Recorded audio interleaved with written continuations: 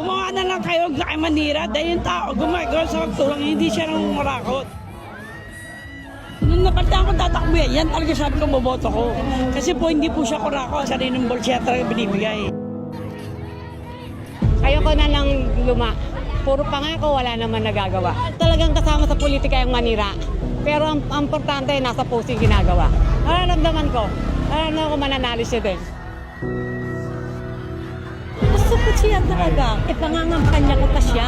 Ramdam ko siya.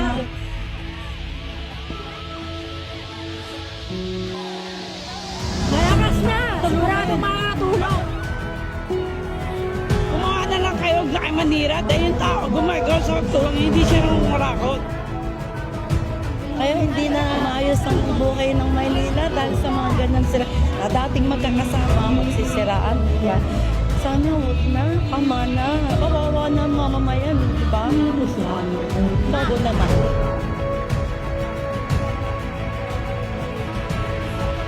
Salamat sa Diyos, malalong bago mukha SB. Versosa.